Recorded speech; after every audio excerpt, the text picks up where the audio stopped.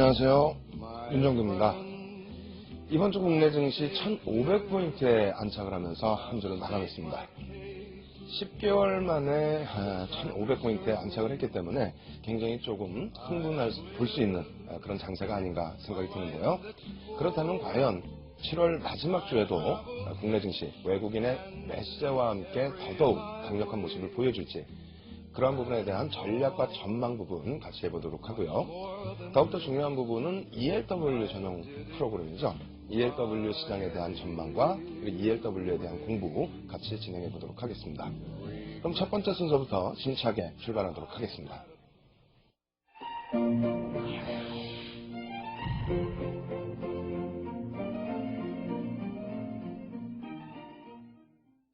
첫 번째 순서는 ELW 전반적인 시장 상황에 대해서 알아보는 시간입니다.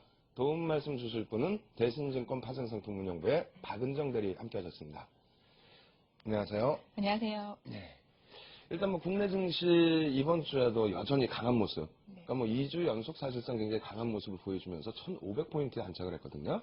그렇다면은 이러한 분위기가 ELW 시장에도 연결이 되면서 전체적으로 강하게 움직였는지 전체 시장부터 좀 점검해 주시기 바랍니다. 네. 이번 주 코스피 시장은 9일 연속 상승세를 보이면서 1,500선 안착을 시도를 했습니다. 그러나 개인과 기관 투자자의 차익 매물이 출회된 탓에 주 마지막 날은 오름폭이 다소 둔화가 되면서 혼조세로 한 주를 마감했습니다. 이러한 지수 상승 분위기 속에서의 한 주간 ELW 시장의 특징은 지난주에 이어 주식시장의 변동성 하향 안정세와 그리고 뚜렷한 주가 상승에 무게가 실린 탓에 당위성 매매 심리가 약화되면서 거래 규모가 감소를 했습니다. 또한 지난주에 비해서 삼성전자 등 개별 주식형 ELW에 대한 투자 비중이 늘면서 상대적으로 지수형 상품 비중이 감소했고요. 발행시장 역시 개별 주식형 상품의 상장이 두드러졌던 한 주였습니다. 개별 종목에 대한 거래가 굉장히 두드러졌던 한 주라고 말씀을 해주셨는데, 그렇다면 거래 전체적인 대금 동향 이러한 부분들도 체크를 해보도록 하겠습니다. 일단 거래 대금이 그렇다면은 좀 침체 상태였다면 줄어들었을 걸로 예상이 되는데, 전체적인 거래 대금 동향도 좀 체크를 해주시기 바랍니다. 네. 먼저 한 주간 ELW 시장에서의 거래 대금 평균은 8,600억 원 수준으로 지난주와 비슷한 수준으로 거래가 되면서 숨고르기 국면을 이어갔습니다. 주식시장은 1,500선 돌파를 위해서 상승 분위기를 이어가면서 전주 대비 거래량과 거래 대금 모두 증가한 모습을 보여준 반면 주 중반까지는 ELW 시장에서는 한 7,800억 원대로 거래 대금이 줄어들면서 다소 침체된 분위기를 만들기도 했습니다. 그러나 주 후반 들어서 주식시장이 1,500선 안착을 위해 장중 등락폭이 커지면서 개인 투자자의 매매 심리가 다시 살아나면서 거래도 다시 증가한 모습을 살펴볼 수 있었습니다. 또한 전체 유가증권 시장에서 ELW가 차지하는 비중은 지난주 20%대에 머물렀던 것이 이번 주는 한 14%대로 머물면서 거래가 된 한 주였습니다. 일단 거래 대금이 다소 감소가 되는 그런 흐름을 확인해 볼 수 있었는데요. 하지만 개별 종목에 대한 ELW 거래 부분은 조금 더 활발했던 그런 모습인 것 같습니다. 그렇다면은 수급별 주체들의 거래 대금 동향과 비중 부분 확인해 보도록 하겠습니다. 일단 전체적으로 거래 대금 비중 자체가 좀 많이 축소가 됐다고 해서 좀 아쉬운 감은 있습니다만, 일단 투자 주체별 수급 동향이 또 어떠했는지 그러한 부분까지 같이 좀 체크를 해 주시기 바랍니다. 네. 이번 주 역시 지난주에 이어서 LP사 유동성 공급자들의 적극적인 유동성 공급으로 인해서 기관 투자자의 투자 비중이 증가한 모습을 보였습니다. 우선 개인 투자자는 하루 평균 4,600억 원 수준의 거래가 되면서 전체 시장의 54%를 차지하며 가장 높은 비중을 여전히 차지하고 있고요. 다음으로는 기관 투자자가 3,900억 원과 그다음에 외국인 투자자가 110원 거래를 하면서 지난주 대비 기관과 외국인 투자자의 비중이 소폭 증가한 모습이었습니다. 이번 주 전체적인 시장 동향, 거래대금 부분은 상당히 감소를 했지만은 또 다른 긍정적인 면도 확인할 수 있었던 것 같습니다. 기관 투자자들의 적극적인 매매, 이러한 부분은 이제 변동성 등을 좀 잘 유지해줘서 개인 거래대금과 함께 기관 투자자들의 거래대금도 증가한 것이 아닌가 이렇게 생각이 되는데요. 그렇다면 뭐 지난주에 많은 얘기가 나왔던 것처럼 전체적인 시장의 질이 상당히 높아진 것이 아닌가 이렇게 생각이 됩니다.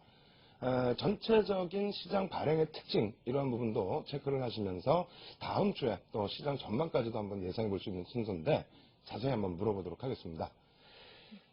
전체 시장에서의 특징 부분, 발행 시장의 특징을 보면은 아무래도 기관 투자자들의 관심되는 업종에 집중되다 보니까 개인 투자자분들이 요즘 들어서는 또 발행 시장도 같이 확인하시는 경우가 많거든요. 네. 발행 시장 동향은 또 어떻게 되는지 좀 점검을 해주시기 바랍니다.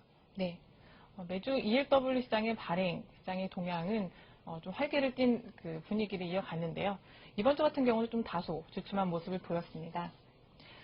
또한 지수형 상품보다는 개별 주식형 ELW의 상장이 좀 두드러졌던 한 주였는데요. 신영증권을 비롯해서 8개 증권사가 한 주간 이제 새로운 상품을 시장에 선보였는데요. 신규 발행 종목 수는 96종목으로 매주 한 150여 종목 이상이 상장된 수준에 비해서는 상장 종목 수는 많지는 않았습니다. 최종 거래일이 도래된 종목은 개별 주식 ELW가 23종목으로 7월 24일 현재 시장에 상장되어 있는 종목은 총 3,053종목으로 7월 들어 꾸준히 3,000 종목 이상이 이제 유지가 되고 있습니다. 또한 한 주간 거래율은 58%대로 전주 54%에 비해서 크게 확대가 되었습니다. 마지막으로 이번 주가 최종 거래일이었던 개별 주식 ELW가 23종목 중에서 16종목이 최근 주가 상승으로 인해서 권리 행사가 되며 한 주 마감을 했습니다. 제가 어제 한 투자자분으로부터 만기 평가 가격에 대한 문의를 받았습니다. 그 투자자분도 개별 주식 ELW의 만기 평가 가격은 오후 거래일에 종가를 평균을 낸 가격으로 산정을 한다는 걸 알고 계셨는데요. 근데 그분은 안타깝게도 만기를 기준으로 해서 5일을 역산한 가격이라고 생각을 하셨다 봅니다. 근데 만기일날 이제 주가가 급등을 하면서 이제 그 투자자분은 당연히 권리 행사가 될 거라고 생각을 하셨는데 실질적으로는 ELW 시장에서는 최종 거래일을 포함한 과거의 오후 거래일의 종가를 가지고 만기 가격으로 산정을 하기 때문에 안타깝게도 그 투자자분은 권리 행사가 되지 않았던 사례가 있었습니다. 이러한 부분이 사실 좀 사소하면서도 좀 헷갈리기 좀 쉬운 부분이기도 되고 또 최근에 이제 주가 상승으로 인해서 개별 주식 ELW들이 이번 주처럼 많은 종목들이 이제 권리 행사가 되면서 투자자분들도 이런 점은 좀 유의 깊게 좀 참고를 하셨으면 좋겠습니다. 일단 시장에서 많이 혼돈스러워 하시는 것 같습니다. 최종 거래일과 만기일의 기준, 그리고 개별 주식형의 권리 행사 부분과 그리고 지수형 ELW의 권리 행사 부분 굉장히 혼돈스러워 하시는 것 같은데요. 일단 기초 자료 부분 저희 전용 홈페이지에 자세히 나와 있으니까 그 부분 꼭 참조하시고요. 만기일 부분에서 그러한 요인 때문에 조금 불확실성에 대해서 손실을 보시지 않는 그런 현명한 투자자가 되셨으면 합니다. 그렇다면은 콜과 풋의 전체적인 시장 비중과 이러한 부분들은 어떻게 형성되고 있는지 이러한 질문도 다시 한번 드려보도록 하겠습니다. 지난주까지만 해도 한꺼번에 쭉 설명을 해주셨는데 네. 만기 평가일에 대해서 이제 그 설명을 해주시면서 잠깐 템포가 끊겼거든요. 네. 콜과 풋의 비중은 또 어떻게 형성되는지 그 부분도 설명 부탁드리겠습니다. 네, 그럼 먼저 한 주간 기초 자산별 이제 비중을 살펴보면요. 현재 전체 ELW 시장에서 개별 주식 ELW가 한 2,300여 종목으로 77%를 차지를 하고요. 코스피 200 지수형 상품이 700여 종목으로 23%를 차지하면서 전주 대비해서 지수형 상품의 발행 비중이 소폭 증가했습니다. 또한 권리 유형별로는 지난주 대비해서 큰 변동은 없었습니다. 여전히 콜 상품이 82%를 차지하면서 이 비율은 한 올해 초반서부터 일정한 그 비율로 유지가 되고 있습니다. 이번 주에도 신규 발행된 상품 기준에서 또 특징적인 모습들이 굉장히 많을 것 같은데요. 어떠한 기초 자산을 기준으로 해서 신규 상품들이 발행이 됐는지, 그렇다면 그러한 부분을 여러분들이 또 확인하시면서 다음 주에 업황에 대한 그런 전망도 같이 하실 수 있을 것 같습니다. 이 질문 심도 있게 또 질문을 드려보도록 하겠습니다. 일단 시청자분들께서 또 가장 궁금해하시는 내용 중에 하나가 LP, 그러니까 기관 투자자의 입장에서 어떠한 업종과 어떠한 종목군들, 인기가 있어야 잘 판매가 될 수 있겠죠. 그래서 어떠한 상품군들 기초자산을 기준으로 해서 발행됐는지 그 부분도 좀 체크를 해주시기 바랍니다. 네. 이번 주는 코스피 200 지수를 기초 자산으로 한 상품이 17종목으로 그 신규 발행 종목의 16%에 이제 불과한 수준으로 최근 들어서 가장 적은 수가 상장이 됐습니다. 대부분이 11월 만기 상품으로 다양한 행사 가격과 전환 비율로 상장이 됐습니다. 다음으로 전체 중에 84%가 이제 개별 주식형 상품이 상장이 됐는데요. 이번 주의 특징으로 살펴보면 그 특정 종목군으로 집중되기보다는 이제 다양한 기초 자산별로 그 고르게 상장이 됐습니다. 그 중에서 삼성전자, 현대차, 그리고 두산중공업, 우리금융, 대우증권 등의 ELW가 이제 상장된 수가 많았습니다. 오래간만에 그 우리금융과 대우증권을 비롯한 그 이번 한 주는 25종목이 그 금융주가 이제 상장이 됐습니다. 이번 주 금융지주회사법 개정안이 국회 통과로 인해서 다양한 투자자로부터 자금 조달로 그 은행의 민영화가 수월해질 거라는 그 전망에 힘을 얻어서 주식시장에서 그 은행주가 초강세를 보였습니다.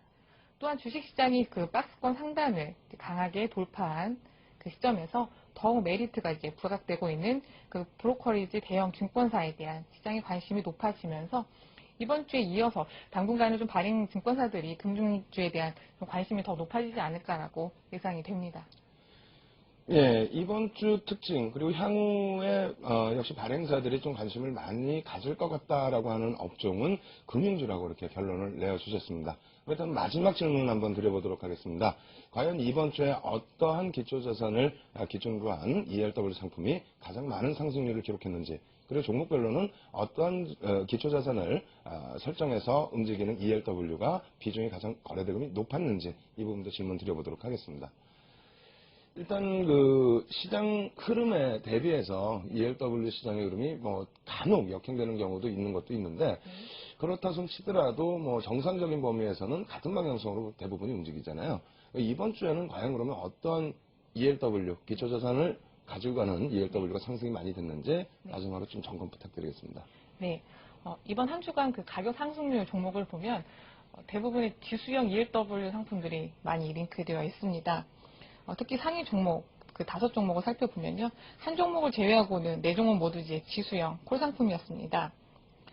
5종목은 모두 만기 1개월 이상이면서 LP의 유동성 공급이 이제 원활히 이루어졌고요. 그리고 거래량이 50만 주 이상의 종목을 조건으로 해서 이제 산출한 종목입니다. 우선 한 주간 가장 높은 수익률을 보였던 종목은 현대중공업을 기초 자산으로 한 콜 상품입니다. 행사 가격이 21만 원으로 한 4% 내가격이면서 레버리지가 한 3배 정도 되는 종목으로 한 주간 150만 주 거래가 되면서 160%의 높은 수익률을 기록했습니다.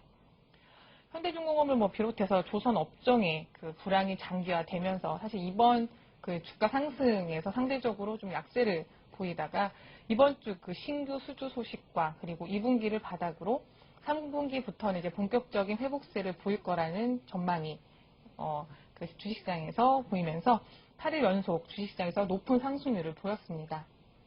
다음으로 지수형 상품 모두 행사 가격이 190과 195, 그러니까 즉 얕은 매가격인 콜 상품으로서 모두 8월 만기인 상품입니다. 레버리지가 한 16배 이상의 다소 높은 수준의 상품으로 한 주간 많은 거래와 그 수익률을 보였습니다. 이번 주에는 오래간만에 지수형 ELW 상품이 상승률이 좀 많이 두드러진 한 주였습니다. 예, 전체적인 시장 상황에 대한 부분 녹화방송 통해서 다시 한번 또 확인해 보시고요. 다음 주에도 ELW 시장에서 꼭 건승하시길 바라겠습니다.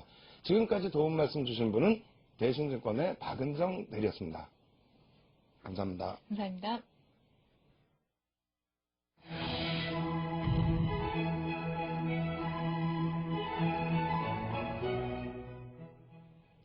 이번 순서는 ELW와 관련해서 시청자 여러분들의 궁금사항을 속 시원하게 풀어드리는 시간입니다. 참여하시는 방법, ELW 전문 홈페이지와 저희 프로그램 게시판을 통해서 활용하실 수 있겠는데요. 화면을 통해서 준비를 해봤습니다. ELW에 대해 좀 더 자세히 알고 싶으세요? 와우넷의 ELW 전문 홈페이지로 오세요. 회원가입하고 로그인한 후에 홈페이지 상단에 있는 ELW를 클릭하세요. ELW 전문 홈페이지는 알찬 정보로 구성되어 있습니다. ELW 관련 다양한 메뉴로 구성, 실전 및 모의 투자를 할 수 있고요. 출연진의 무료 생방송을 볼 수 있고요. ELW의 기초 상식을 쌓을 수 있습니다. 또 하나. 성공 프로젝트 주식워런트 증권 ELW 방송을 코너별로 다시 보기를 할 수 있습니다. ELW의 모든 것을 알 수 있는 ELW 전문 홈페이지. ELW에 관심 있는 여러분들의 많은 참여 바랍니다. 예, 화면을 통해서 소개해드린 것처럼 ELW 전문 홈페이지에 들어가시면 여러 가지 다양한 고급 정보들을 보실 수가 있겠습니다. 또한 궁금하신 사항을 토론방에 올려주시면요, 이 시간을 통해서 시원하게 풀어드리도록 하겠습니다. 이 시간 도움 말씀 주실 분은 동양중금증권 명일지점의 신명근 지점장 함께 하셨습니다.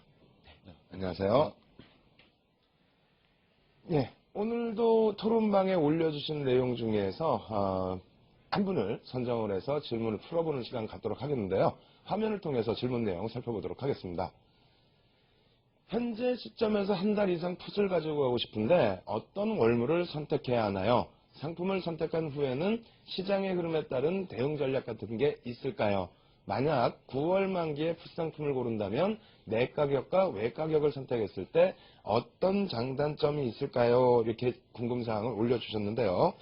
먼저 한 달 이상 남아있는 그러한 상품을 고르는 것이 유리한 건지, 하여간은 전체적인 지수상품 선택할 때 가장 기초적인 그 선택 기준부터 좀 살펴주시기 바랍니다. 예, 일단 질문을 의뢰하신 분께서 현재 시점에서 한 달 이상 풋을 가져가고 싶다고 하셨는데요. 그렇다면은 다음 달인 8월 말경까지 보유 의사를 가지고 있는 것 같습니다. 잔존일수가 이제 하루하루 줄을 때마다 매일 세타, 즉 시간치 감소만큼 ELW 가격이 하락 조정되는데요. 그런 걸 감안할 경우에는 잔존일수가 최소 70일 이상 되는 종목을 고르시는 게 좋을 것 같습니다. 잔존일수가 길수록 시간가치 감소가 상대적으로 작기 때문에 ELW를 사서 한 달간 그대로 보유하시겠다면 아무래도 잔존일수가 100일 이상 더 되는 종목을 고르는 게 더 좋은 선택이 아닐까 생각합니다. 다만 잔존일수가 길수록 레버리지는 상대적으로 좀 작을 것입니다. 그리고 만기일까지는 가급적 보유하지 마실 것을 권고드리는 바입니다. 만약 종목 매수한 이후에 한 달이 되어서 또 추가적으로 추가 하락할 걸로 예상을 해서 한 달 더 보유하시겠다. 그럴 경우에는 다시 또 신규 종목 중에서 잔존일수가 긴 종목으로 교체해서 보유하시는 게 바람직하겠습니다. 또한 가급적이면 등가격 수준에 근접한 약한 외가격 종목 중에서 선정하는 것이 좀 더 안정적인 종목 선택이라고 하겠습니다. 달리 말하면 델타 값이 마이너스 0.4 또는 페리티가 한 90이 이상 되는 종목군에서 선택하시는 것이 좋을 것 같습니다. 한편 LP 유동성 공급자의 보유 수량 또는 보유율이 큰 종목을 고르시는 게 더 좋을 것으로 생각이 됩니다. 예, 다시 한번 정리를 해드린다면 ELW 파생 상품이기 때문에 세타라든가 이런 프리미엄 가치가 이제 떨어지는 것을 감안한다면 가급적이면 이제 잔존일수가 조금 더 넉넉하게 있는 상품이 유리하다, 이런 말씀을 해주셨고요. 또 시청자분께서 궁금해하신 내용 기준에서는 9월까지 보유할 풋상품이라는 기준을 잡아주셨기 때문에 이 부분에 대해서도 다시 한번 질문을 드려보도록 하겠습니다. 지금 기준에서 9월까지라고 말씀을 해주셨기 때문에요. 앞서 말씀해 주신 것처럼 이제 잔존일수는 비슷하게 맞아 떨어지는 것 같은데 그러한 부분들 조금 더 자세하게 설명을 좀 부탁드리겠습니다. 네네네. 질문을 의뢰하신 분께서는 말씀하신 대로 9월 만기에 풋 상품 중에서 고른다고 말씀하셨는데요. 그렇게 보면 아무래도 잔존일수가 지금 시점에서 따지면 한 7, 80일 정도 남은 종목들에서 고르시면 되겠는데요.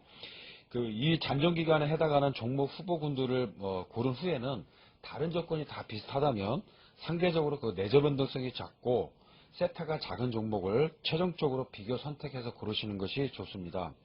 끝으로 종목 매입 후에는 유동성 공급자 즉 LP의 보유 수량이 얼마나 소진되고 있는지, 즉 팔려나가고 있는지를 수시로 체크해야 합니다. 만약 다 소진되어 버린다면 사실상 유동성 공급이 중단되어서 매도하려 할 경우에도 유동성이 없어서 팔지 못한 경우도 생길 수가 있고 ELW 가격이 왜곡될 수도 있겠습니다. 다만 지수형 풋 같은 경우는 잔존일수 30일 미만에도 유동성 공급은 되기 때문에 별 문제는 없겠습니다. 예, 잔존일수가 어느 정도 이제 확인이 돼서 가지고 갈 때는 내재 변동성 그리고 이제 세타 그리고 LP들 보유 물량 이러한 부분들을 뭐 체크하시면 된다라고 말씀을 해주셨고요. 그렇다면 이러한 부분들 실전 사례에서는 어떻게 골라낼 수 있는지 그 질문부터 또 드려보도록 하겠습니다. 뭐 자세하게 잘 설명을 해주셨는데요.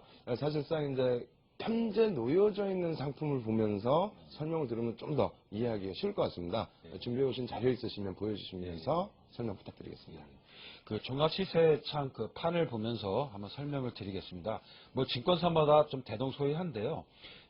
일단 그 여기서 그 내가격이냐 외가격을 기준으로 할 경우는 이제 행사가하고 현재 코스피 100 지수하고 서로 비교해서 하게 되는데요.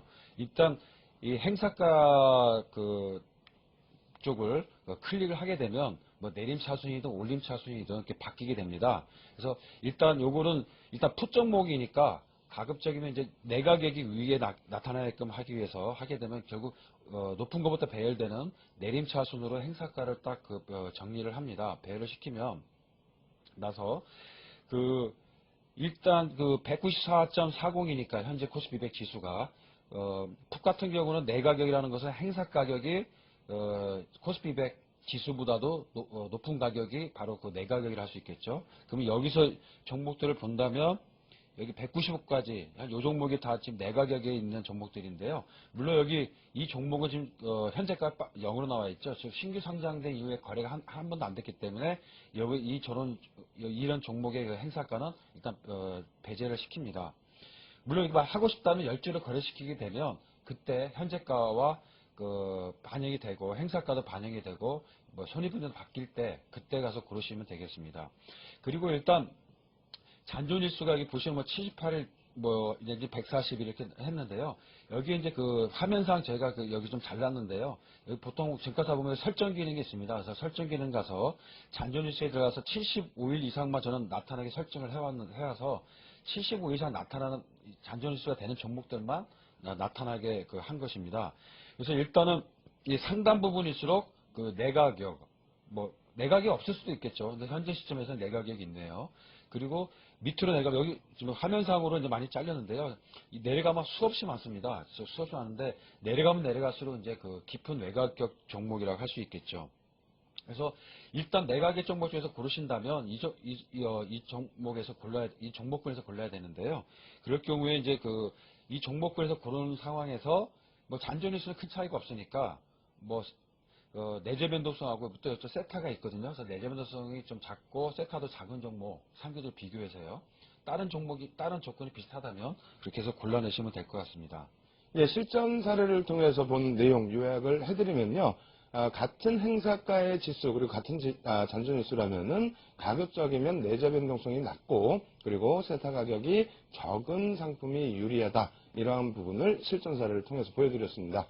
그렇다면은 시청자분께서 또 질문 주신 내용이 내가격과 외가격의 차이에 대해서 그리고 어느 쪽이 유리한지에 대해서 질문을 주셨거든요. 이 부분에 대해서도 다시 질문을 드려보도록 하겠습니다. 일단 뭐 시청자분께서 또 궁금해하신 내용 중에 하나가 내가격이 유리하냐 아니면 외가격이 유리하냐 이 질문을 주셨는데 참 어려운 답변이긴 합니다만 이 부분에 대해서 좀 설명 부탁드리겠습니다. 네네. 일단 내가격 종목과 그 외가격 종목을 한번 비교해서 이제 말씀드리겠는데요. 그 외가격 종목은 그 내가격 종목에 비해서 프리미엄이 싸고 또 레버리지는 더 크다고 할 수 있습니다. 다만 그 외가격 종목은 지수가 크게 하락하는 등 그 아랫방향으로의 그 변동성이 커지면 더 큰 수익을 낼 수는 있지만 만약에 그 방향이 틀렸을 경우에를 대비를 한다면 그만큼 위험 노출도가 더 크다고 할 수 있겠습니다. 그 깊은 외가격 종목은 더욱더 그러하겠죠. 그래서 그런 종목들은 그 손익분기점에 도달할 가능성이 매우 적기 때문에 만약 만기까지 그대로 보유하셨다가는 원금 전체를 다 손실 볼 수도 있습니다. 반면에 그 내가격 종목은 상대적으로 프리미엄이 비싸며 레버리지는 더 작다고 할 수 있습니다. 하지만 일부 행사 가치를 갖고 있어서 위험 노출도는 상대적으로 작다고 할 수 있겠습니다. 다만 내가격 종목도 당연히 풋점의 경우에는 지수가 큰 폭으로 상승한다면 당연히 외곽으로 다시 변할 수 있겠죠. 예, 내가격과 외가격이 차이점이 분명히 있습니다. 근데 그것이 어느 쪽이 좋다라고 설명드리기에는 다소 어려울 것 같은데요. 그 부분에 대해서는 투자 성향에 따라서 좀 달라지지 않을까. 그래서 지금 설명해 주신 것처럼 내가격 쪽의 기준은 안정 성향을 좀 높일 수 있고요. 그리고 외가격 쪽의 기준에서는 좀 공격적인 성향이신 분들의 수익률을 조금 높이실 수 있는 방법. 다만 굉장히 위험이 많이 따른다는 부분 꼭 염두를 해두셔야 될 것 같습니다. 그렇다면 이 부분도 실전 사례를 통해서 HTS상에서는 어떻게 상품을 설정할 수 있는지 질문 한번 드려보도록 하겠습니다. 일단 뭐 외가격, 내가격 설명을 쭉 해주셨는데 HTS상에서 이렇게 놓고 보실 때 어떤 기준이 내가격이고 외가격인지 그 부분도 좀 비교 설명을 좀 부탁드리겠습니다. 네, 그러겠습니다. 일단 그 잔존일수가 그 비슷한 그 내가격 종목과 그 외가격 종목을 창을 보면서 한번 설명을 드리겠는데요. 일단 그 내가격 상태의 지수풋 ERW를 한번 예로 들었습니다. 뭐 잔존일수는 그 9월 말 정도의 그 만기일이 10월 8일이죠. 그러니까 대강 잔존일수가 79일 남았는 종목인데요. 여기 보시면 그 코스피 100 지수가 194.299, 행사 가격이 205, 즉 행사 풋 종목에서 행사 가격이 현재 그 코스피 100보다도 지수가 높기 때문에 이건 내가격 종목이라 할 수 있겠죠. 그리고 이미 그 여기 내재 가치 보시면 내재 가치가 1,071원, 뭐 시간 가치는 838원. 즉 내재 가치가 생겼다, 행사 가치가 생겼다는 얘기 이미 내가격에 들어와 있다는 뜻을 의미합니다. 그래서 사실상 그 ELW의 그 가격 현재가는 이 내재 가치 플러스 시간 가치이기 때문에 둘을 더하면 1910원이 나오죠. 그래서 이게 항상 둘을 합친 가격입니다. 그래서 어떤 내재 가치가 0이 아니고 일단 어느 정도의 그 가격이 써 있다면 이건 내가격에 들어온 거고요. 또 다른 걸로 또 본다면은 이 밑에 ITM, 인더머니죠. 즉 내가격이라는 뜻이고요.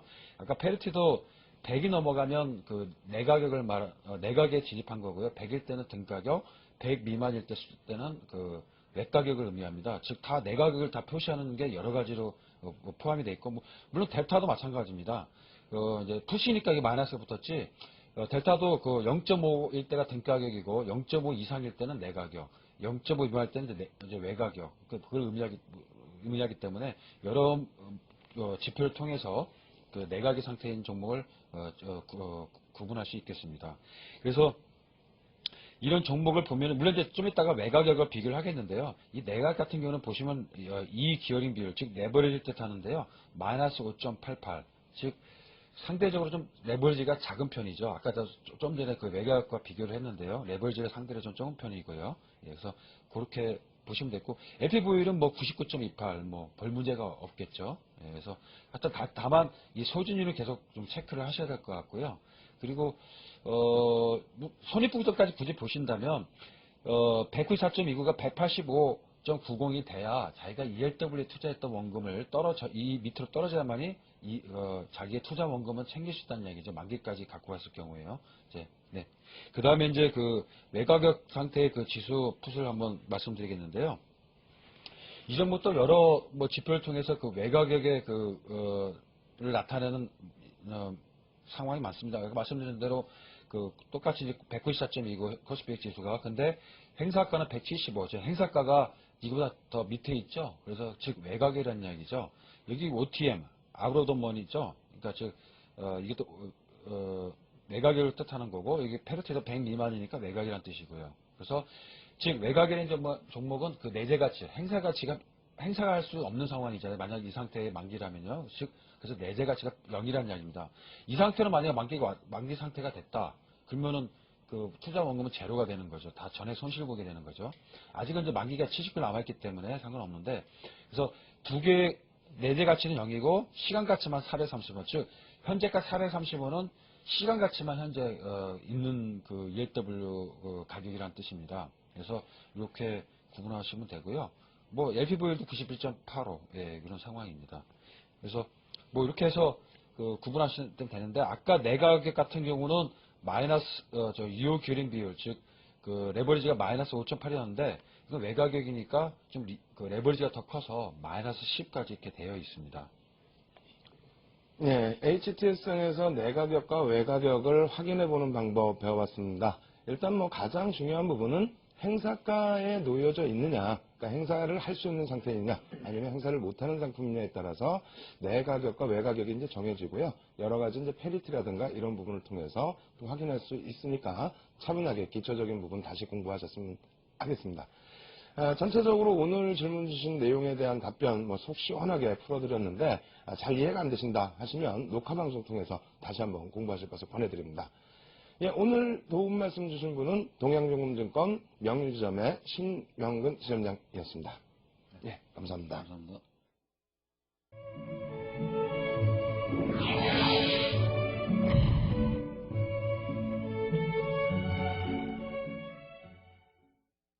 안녕하세요. 하이투자증권 조규랑입니다.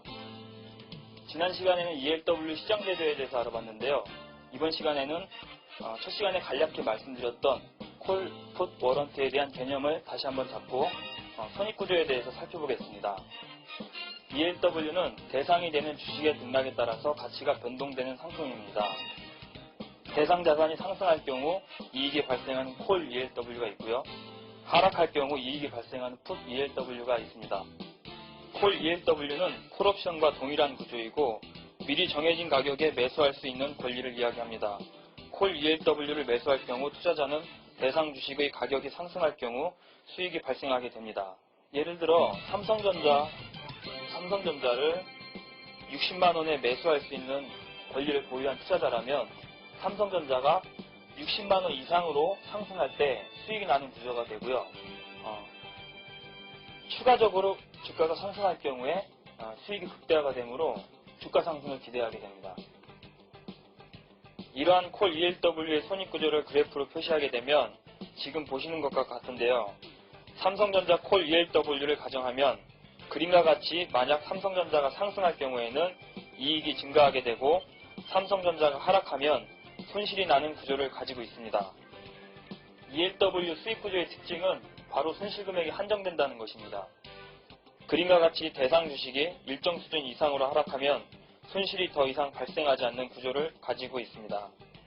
만약 만기일 콜 ELW 가치가 없어지게 되면 권리를 포기하면 되기 때문에 최초에 지불한 매수 금액만큼만 손실을 보고 더 이상 손실이 발생하지 않습니다.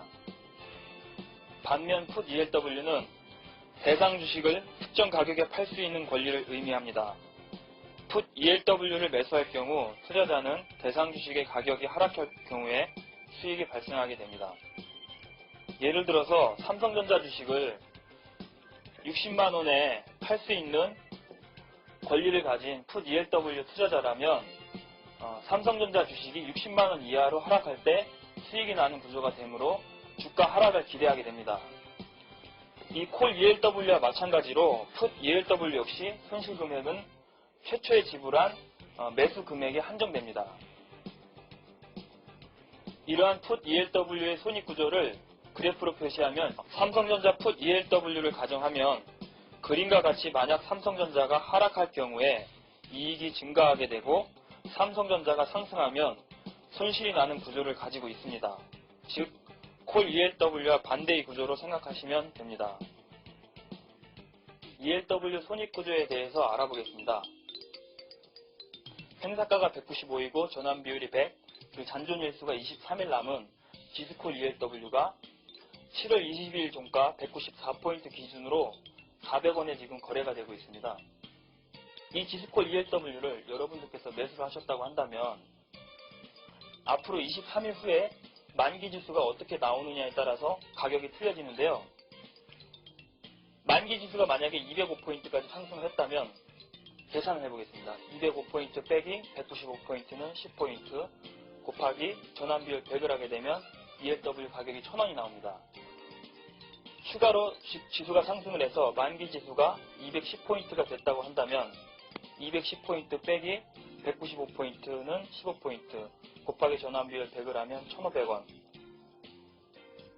지수가 상승하면 상승할수록 ELW도 1000원, 1500원, 2000원, 2500원 지속 상승을 하게 됩니다.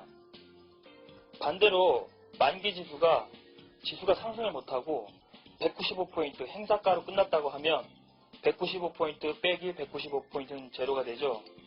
곱하기 전환비율 100을 해도 제로가 됩니다. 이 제로라는 의미는 만기 때 ELW의 최종 가치입니다. 그래서 최초에 400원을 주고 지수콜 ELW를 매수했지만 만기 때는 제로가 되므로 전액 손실이 됩니다. 추가로 지수가 하락을 한다고 가정해보면 190포인트, 185포인트 추가로 지수가 하락을 해도 손실이 더 커지는 게 아니고요. 최초 매수한 금액, 권리기 때문에 행사를 포기하면 됩니다. 그래서 최초 매수한 금액 400원으로 손실이 한정이 됩니다.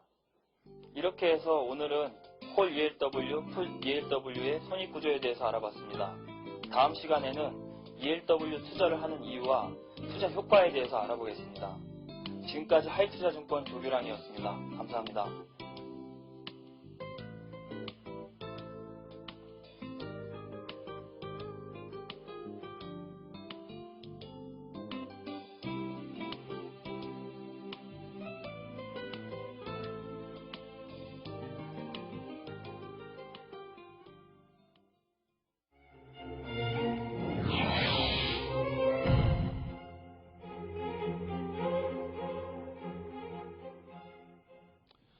마지막으로 다음 주 국내 증시 어떻게 전개될 것인지의 전망과 전략을 한번 들어보는 시간입니다.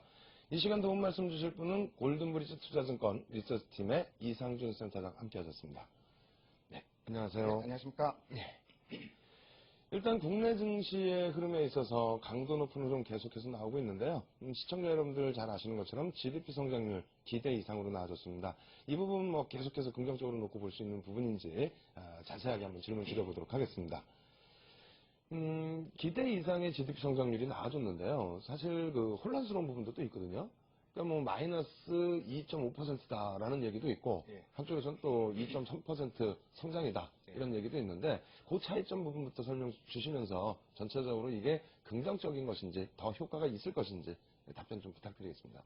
예, 그 마이너스 2.5% 성장이라도 그렇게 부진한 수치는 아니고요. 예. 우리나라 이제 그 GDP 성장률을 예. 1분기부터 이제 그 전기 대비로 이제 바꾸고 있습니다. 아, 그럼 마이너스 2.5는 작년 동기 대비, 아, 그러니까 작년 예. 2분기 대비한 것이고요. 예, 예. 선진국에서는 사실 그 전기 대비를 하면서 이제 연율로 환산을 하는 경우가 되게 많고요. 예. 중국 같은 경우는 이제 전년 동기 대비, 그러니까 예. 지표는 전기 대비하는 게 사실 선진국 지표가 맞습니다. 아, 예, 예. 사실 2.3% 성장이라는 게, 얼마 전에 기획재정부에서 예. 2분기 성장률이 한 1.7% 정도로 상승할 것이다. 예. 이렇게 얘기를 했는데 그거에 대비해서 더 좋아진 거죠. 더 좋아진 거네요. 일단 뭐 예. 지표 자체는 긍정적인 거는 틀림없고요. 부문별로 한번 좀 살펴볼까요? 차트를 예. 보면서 말씀드리겠는데요.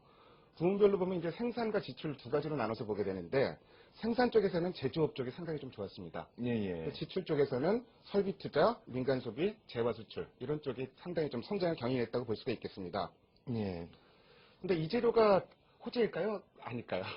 이걸 좀 진행자께 여쭤보고 싶어요. 글쎄요, 제가 생각할 때는 사실상 물론 우리나라 역대적인 흐름도 있긴 합니다만, 참여정부 때부터 해서 역대적인 그 GDP 성장률 대비해서는 조금씩 계속 낮아진 거라고 생각이 들거든요. 그런 부분도 있긴 있겠고, 예. 또 한 가지는 이제 두 가지 정도 이유가 더 있는데, 예. 항상 이제 GDP 발표되면 제가 그런 말씀 드리죠. 재료가 노출된 재료다. 그렇죠. 이게 너무나 늦게 발표되는 부분도 있고, 예. 사실 그 7월달 들어서 해외 주요 IB들이 막 약속이나 한 듯이 일제히 한국 성장률 전망치를 상향 조정했거든요. 예, 예. 뭐 거의 뭐 모든 IB가 그랬다고 봐야 되고, 예. 또 저희 한국은행에서도 올해 성장률이 마이너스 1.6%까지 좋아질 것이다. 예, 예. 이렇게 좀 얘기를 했기 때문에 노출된 재료라는 시각이 하나 있을 수가 있겠고요. 예.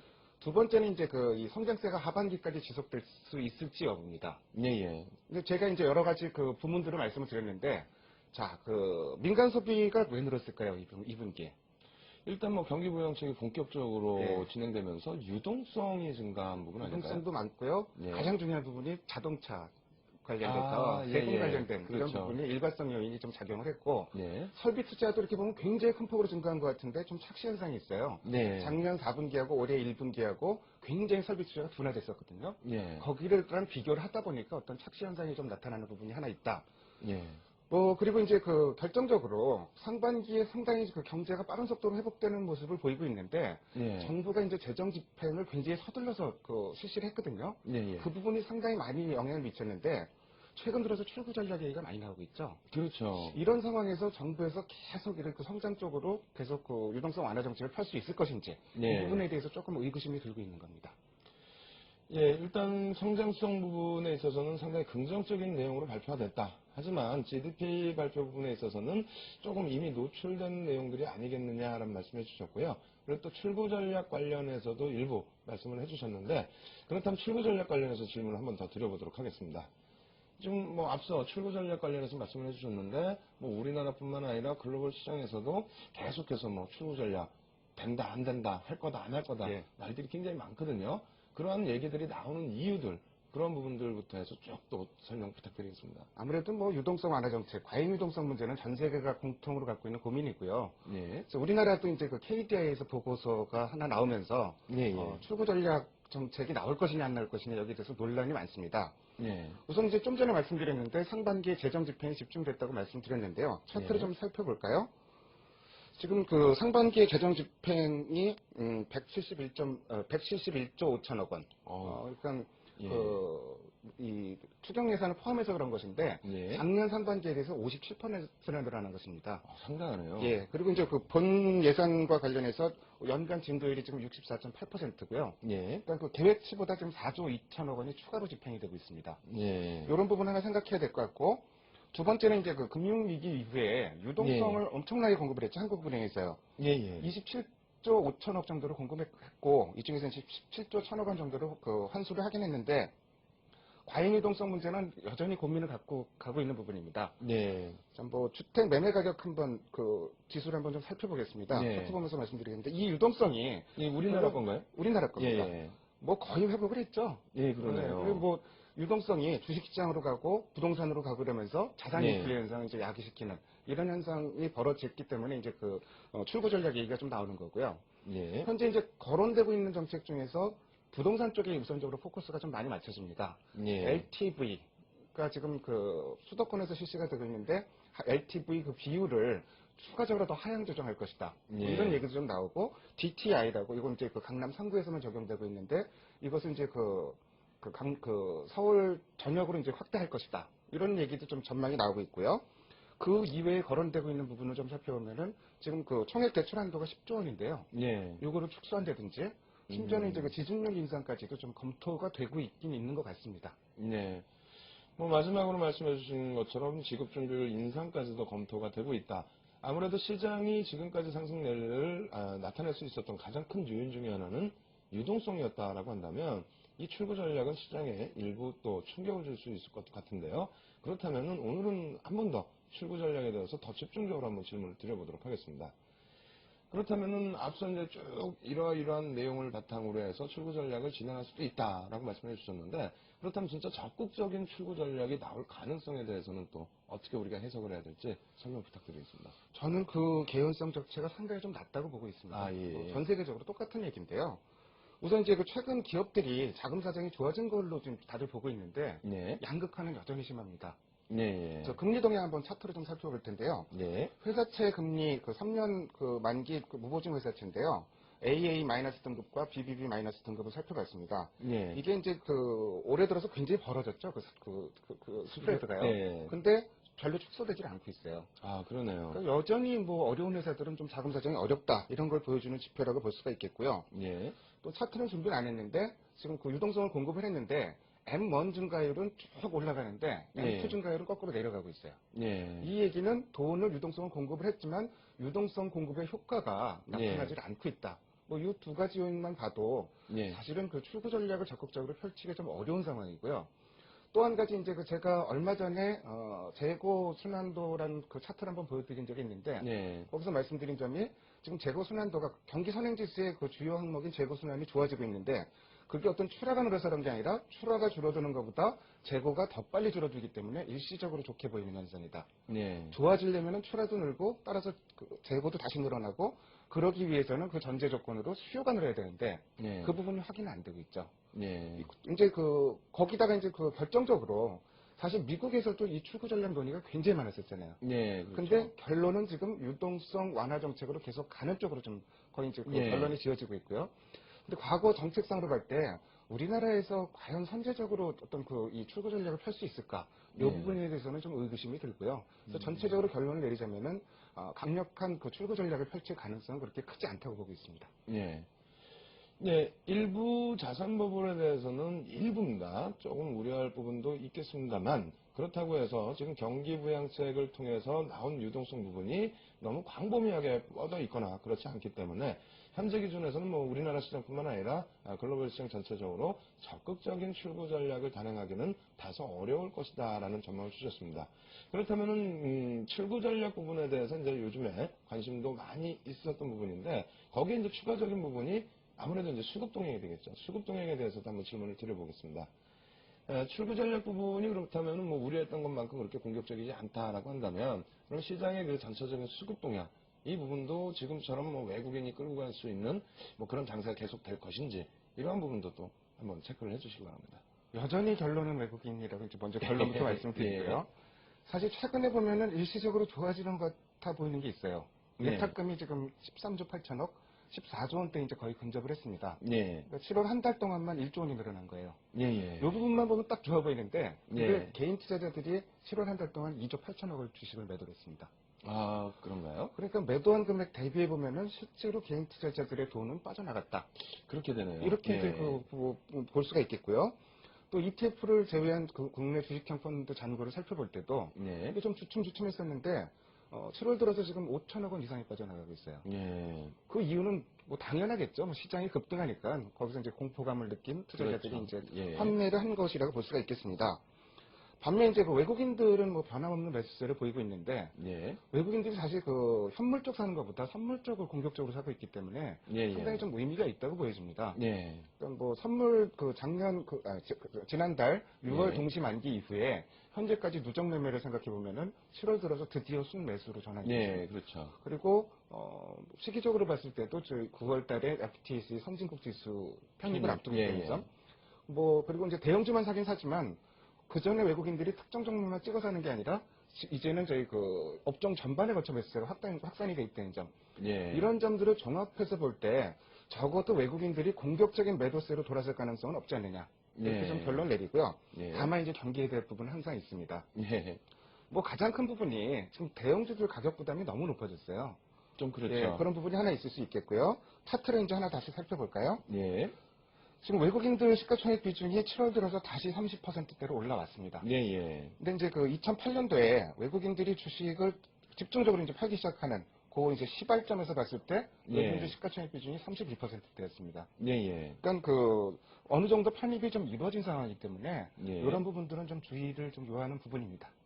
아, 일단 외국인들의 시가총액 비중 자체가 증가하는 부분들 공격적으로 매수를 해줘서 고맙기는 합니다만 일단 시장이 기존에 고점을 찍고 밀려 내려온 수준, 그 수준 등을 감안했을 때는 공격적인 외국인들의 매수가 다소 주춤거릴 수도 있다. 이러한 부분으로 설명을 해주셨습니다. 일단 그렇다면 뭐 가장 중요한 것이 다음 주 7월 마지막 주간이 되는데 다음 주에 국내 증시는 어떻게 전개해야 될 것인지 또 이에 대한 투자 전략 어떻게 가지고 가야 될 것인지 질문 드려보도록 하겠습니다. 일단 뭐 가장 어렵기도 하고 또 가장 궁금해하시는 시청자분들의 그 궁금증의 한 가지인데 뭐 여태까지는 굉장히 긍정적으로 말씀을 잘 해주셨거든요. 그러니까 확인하고 접근하자. 또 확인한 이후의 흐름도 굉장히 강하게 잘 나와줬고요. 예. 뭐 1000에서부터 이번 반등은 뭐 1500까지 갈 수도 있다라는 말씀까지도 해주셨는데 일단 그렇다면은 이제 또 7월 마지막 주간이기 때문에 다음 주에 우리가 어떻게 대응 전략을 꾸려나가야 될지 전망과 전략 말씀 부탁드리겠습니다. 요새 투자자 여러분들께 가장 많이 받는 질문이 그겁니다. 지수는 1500인데 왜 내 종목은 안 올라냐. 뭐 이런 그렇죠. 얘기들을 예. 많이 실제로 그 영업을 하시는 분들도 그렇고 그 종목들이 수익률이 나질 않고 있어요. 네. 사실 뭐 지수가 더 올라가느냐도 중요하지만 지금 개별 종목적으로 다시 시세가 돌아가느냐 이 부분이 중요할 것 같은데 그렇죠. 아까 말씀드렸듯이 지금 예탁금이 늘어났지만 뭐 이 부분은 어느 정도 시장에 다시 이제 들어올 가능성은 있다고 봅니다. 네. 근데 전체적으로 돈은 빠져나갔다는 거. 그러니까 개인 투자자들의 매수 여력도 그만큼 제한적인 것이라고 좀 예상을 하고요. 예. 물론 지금 그 중소형주들 워낙 미끄러졌기 때문에 가격이 싸 보이는데 예. 수급 여건이 이렇게 제한적이기 때문에 부분적으로 종목마다 이제 반등은 나오겠지만 큰 예. 시세가 나기 힘들다. 특히 이제 그 일반적인 흐름으로 봤을 때 급등한 이후에 급락, 그 예. 이후에 다시 시세가 복원되려면은 경험적으로 상당히 시간이 오래 걸리죠. 그렇죠. 그래서 좀 반등은 있겠지만 어떤 그 시장 무게 중심은 여전히 대형주 쪽으로 간다. 예. 수급상으로 봤을 때도 여전히 키팩터는 외국인이다. 이런 부분을 예. 좀 계속 생각을 하셔야 될 것 같고요. 근데 이제 대형주도 지금 큰 시세가 안 나요. 예. 이유는 이쪽이 올랐다가 내일은 저쪽이 올라가고 이렇게 좀 그 순환매가 지금 일어나는 그 형국인데 예. 사실 그 대형주를 중심으로 접근을 할 때도 시장이 더 올라갈 거로 생각한다고 하더라도 내 종목의 목표 수익률은 좀 낮게 가져가야 되는 겁니다.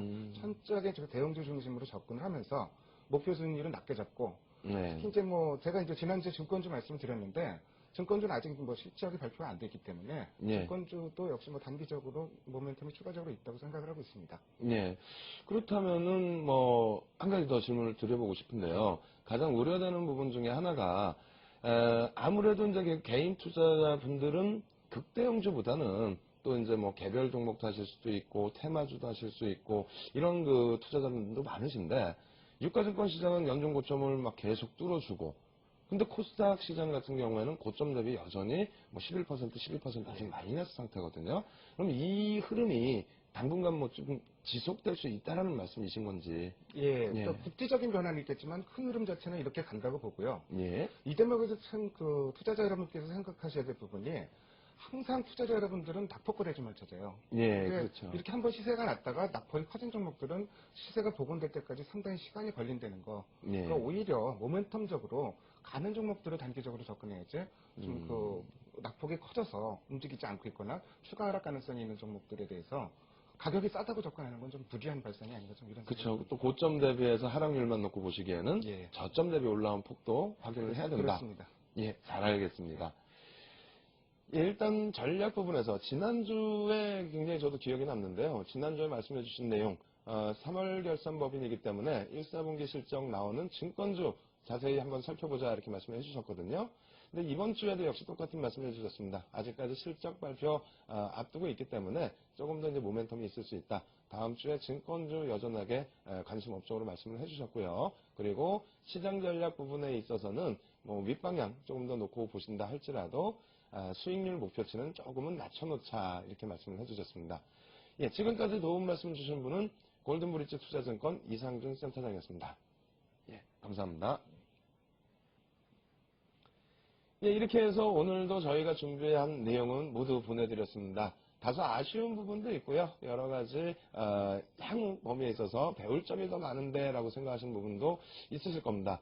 항상 모자른 방송이지만은 최선을 다해서 열심히 노력하겠고요. 또 여러분들 궁금하신 사항에 대한 답변 저희 전용 홈페이지와 토론방을 통해서 답변도 올려드리고 그리고 이 시간을 통해서도 시원하게 풀어드리도록 하겠습니다. 그럼 저는 다음 주에 다시 찾아뵙도록 하겠습니다. 감사합니다.